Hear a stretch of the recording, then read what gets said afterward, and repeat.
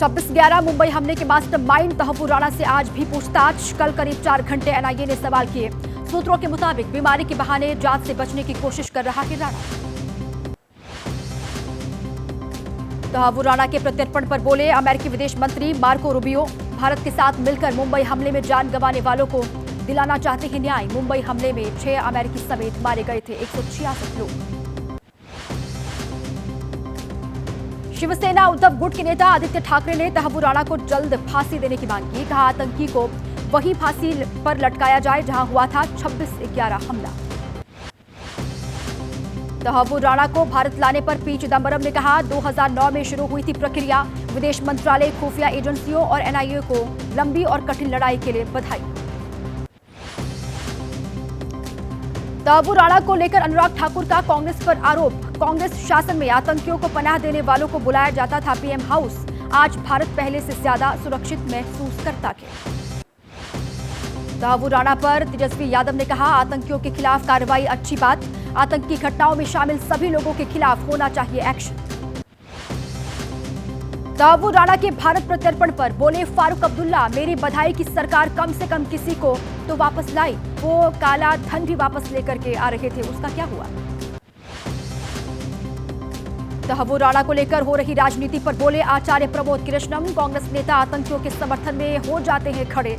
मोदी का विरोध करते करते विपक्ष के कुछ नेता हो गए हैं अंधे। पश्चिम बंगाल के मुर्शिदाबाद में काबू में हालात हैं। वक्फ कानून के विरोध के दौरान हुई थी हिंसा। सूती इलाके में बस में तोड़फोड़ की गई। उपद्रवियों ने करीब 3 घंटे तक नेशनल हाईवे को जाम रखा। पश्चिम बंगाल के मुर्शिदाबाद में उपद्रवियों को तितर-बितर करने के लिए पुलिस ने दागे आंसू गैस के गोले, लाठीचार्ज भी किया। वक्फ कानून के खिलाफ एक हफ्ते में 6 बार हिंसा। वक्फ संशोधन कानून के खिलाफ पश्चिम बंगाल में हिंसा। बीजेपी नेता शुभेंदु अधिकारी ने कहा आम लोगों की सुरक्षा से किया जा रहा समझौता, केंद्र से मदद मांगे अधिकारी। मुर्शिदाबाद हिंसा पर बोले पश्चिम बंगाल के बीजेपी अध्यक्ष सुकांत मजूमदार, ममता बनर्जी ने बंगाल को रख दिया है गिरवी। कानून व्यवस्था संभालने में ममता सरकार नाकाम। बीजेपी नेता दिलीप घोष का बड़ा आरोप। बोले बांग्लादेश से आकर लोग पश्चिम बंगाल में मचा रहे हैं उत्पात। बार बार हिंदुओं पर किया जा रहा है यहां पर हमला। वक्फ कानून का पंजाब के मोहाली में विरोध किया गया। डिप्टी कमिश्नर ऑफिस के बाहर प्रदर्शन किया गया। सिख समुदाय के लोग शामिल हुए। वक्फ कानून रद्द करने की मांग की। यूपी के आगरा में जुमे की नमाज के बाद हंगामा। नमाजियों ने जामा मस्जिद के बाहर किया विरोध प्रदर्शन। पुलिस ने हल्का बल इस्तेमाल कर हंगामा करने वालों को यहां से खदेड़ा।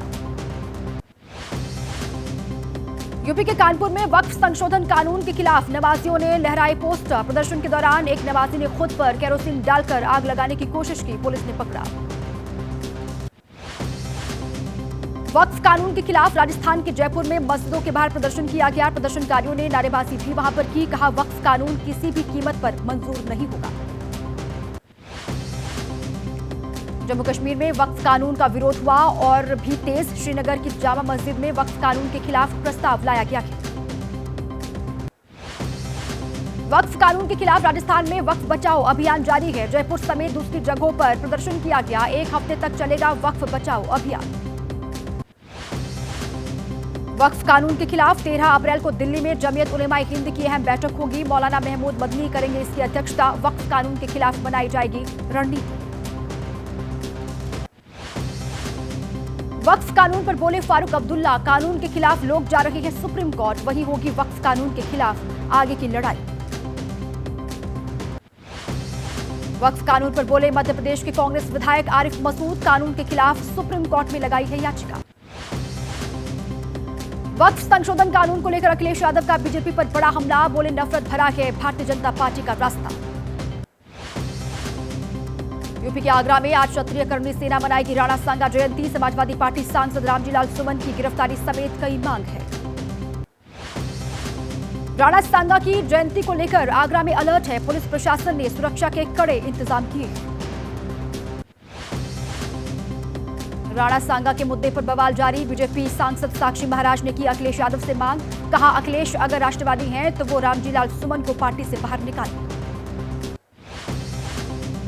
देश भर में हनुमान जयंती की धूम। आज से 23 अप्रैल तक वीएचपी दिल्ली में निकालेगा 12 शोभा यात्रा। 2022 में हनुमान जयंती शोभा यात्रा के दौरान दिल्ली के जहांगीरपुरी में हुई थी हिंसा। तमिलनाडु में बीजेपी और एआईएडीएमके के बीच हुआ गठबंधन। गृह मंत्री अमित शाह ने चेन्नई में किया इसका ऐलान। तमिलनाडु में बीजेपी एआईएडीएमके का गठबंधन हुआ। पीएम मोदी ने कहा, खुशी है एनडीए परिवार में शामिल हुई एआईएडीएमके। अमित शाह का आज से 2 दिन का महाराष्ट्र दौरा है। रायगढ़ में छत्रपति शिवाजी महाराज की पुण्यतिथि कार्यक्रम में होंगे शामिल। अडानी डिफेंस बनाएगा बालाकोट एयर स्ट्राइक वाला बम। गौरव, डीआरडीओ ने सफलतापूर्वक किया बम का रिलीज ट्रायल। कड़ी सुरक्षा के बीच राजस्थान में आज जेल प्रहरी भर्ती परीक्षा। राज्य के 39 जिलों में बनाए गए हैं परीक्षा सेंटर्स। बिहार में मुख्यमंत्री पद को लेकर कांग्रेस आरजेडी में मतभेद जारी है। कांग्रेस नेता सचिन पायलट ने कहा, विधानसभा चुनाव के बाद तय होगा मुख्यमंत्री का चेहरा।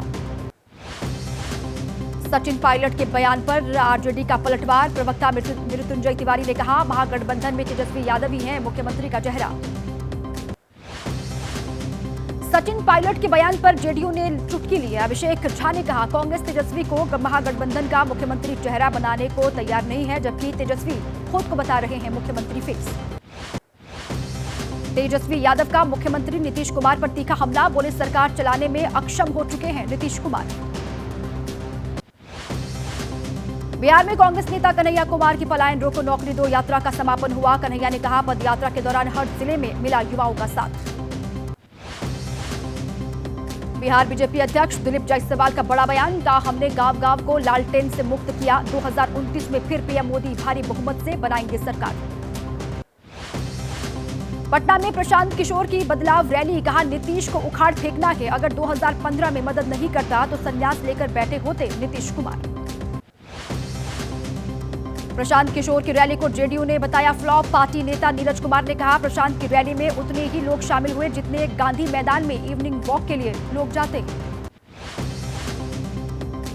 प्रशांत किशोर की रैली पर बोले आरजेडी नेता मृत्युंजय तिवारी, गांधी मैदान में जनता तो छोड़िए, इनके पदाधिकारी भी नहीं पहुंचे थे। प्रशांत किशोर का नीतीश सरकार पर बड़ा आरोप। कहा, रैली में 5 लाख लोगों को होना था शामिल। सरकार ने 2 लाख लोगों को जाम में फंसा कर रखा। केंद्रीय मंत्री चिराग पासवान का प्रशांत किशोर पर हमला। कहा, उनकी रैली में लोग ही नहीं आए। प्रशांत ने खुद का ही कर लिया सबसे ज्यादा नुकसान। पटना की रैली में प्रशांत किशोर का बड़ा ऐलान। कहा, 10 दिन के अंदर निकालूंगा यात्रा। नवंबर में बनाकर दूंगा नई सरकार। केंद्रीय मंत्री ललन सिंह ने कांग्रेस और जनसुराज पार्टी के नेता प्रशांत किशोर पर निशाना साधा। कहा, ये सब टाई फिस है। आरजेडी विधायक रीतलाल यादव के 11 ठिकानों पर रेड पड़ी है। पटना और दानापुर के एसपी भी रेड के दौरान मौजूद रहे। आरजेडी विधायक रीतलाल यादव के ठिकानों पर रेड। दानापुर के घर पर करीब 300 पुलिसकर्मी तैनात किए गए। आर्म्स डिटेक्टर से भी तलाशी। पुलिस के मुताबिक आरजेडी विधायक और उनके सहयोगी पर रंगदारी मांगने का आरोप है। फर्जीवाड़ा करने और जान से मारने की धमकी देने की शिकायत मिली थी। वाराणसी में युवती के साथ गैंगरेप का मामला। पीएम की फटकार के बाद एक्शन में आई पुलिस। यूपी कांग्रेस अध्यक्ष अजय राय ने कहा, गैंगरेप की घटना बनारस के माथे पर बहुत बड़ा कलंक है। सीएम योगी पर भी निशाना साधा। संभल हिंसा मामले में एक और आरोपी गिरफ्तार हुआ। सीसीटीवी फुटेज के जरिए आरोपी की हुई है गिरफ्तारी। संभल हिंसा पर एसपी के बिश्नोई ने कहा, दोषियों को बख्शा नहीं जाएगा। 80 से ज्यादा भेजे गए हैं जेल। 1000 से ज्यादा लोगों पर दर्ज की गई है एफआईआर। संभल हिंसा की न्यायिक जांच। संभल के एसपी के बिश्नोई ने 3 सदस्यीय आयोग के सामने दर्ज कराए बयान। आयोग दर्ज करेगा संभल के सांसद और मीडिया कर्मियों के भी बयान।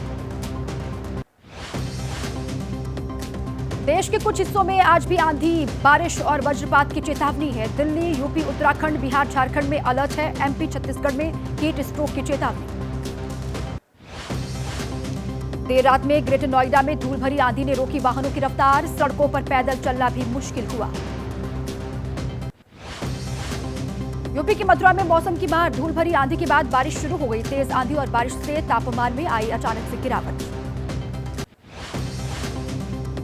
दिल्ली एनसीआर में आंधी तूफान से कई इलाकों में नुकसान पहुंचा है। फायर विभाग के मुताबिक आंधी की वजह से रात 10 बजे तक पेड़ गिरने की 18 घटनाएं सामने आई।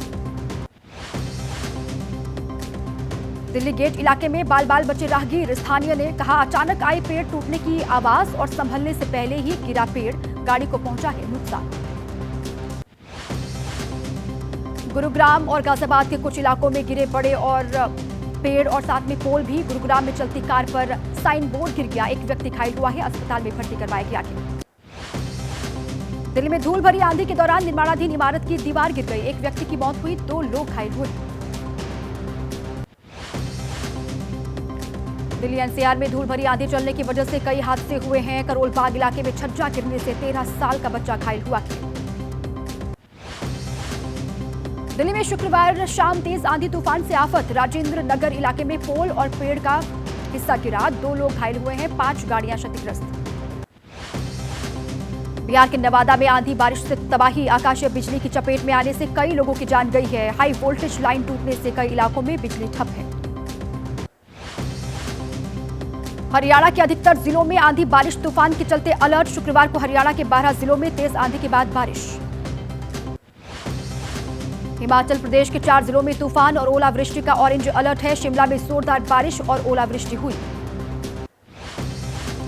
हिमाचल के कई क्षेत्रों में बर्फबारी जारी है। लाहौल स्पीति के ऊपरी क्षेत्रों में बर्फ गिरी है, सड़कों पर बड़ी फिसलन, सावधानी पूर्वक चलने की सलाह। हिमाचल के सिरमौर जिले में ओलों का कहर। नौहराधार इलाके में सफेद हुई सड़कें, ओलों की वजह से फसलों को नुकसान पहुंचा है। राजस्थान की राजधानी जयपुर में बदला मौसम का मिजाज, कई जिलों में हल्की बारिश और आंधी से नुकसान हुआ है। मध्य प्रदेश छत्तीसगढ़ में बढ़ा गर्मी का कहर। स्वास्थ्य विभाग ने कहा, दोपहर 12 बजे से 3 बजे तक बाहर ना निकलें। अवध विश्वविद्यालय में गेस्ट टीचर के शराब पीने का मामला। जांच में 2 शिक्षकों के शराब पीने की बात सामने आई है। इसकी पुष्टि हुई। कुलपति और राज्यपाल के ओएसडी के निरीक्षण के दौरान पकड़े गए थे दोनों ही टीचर।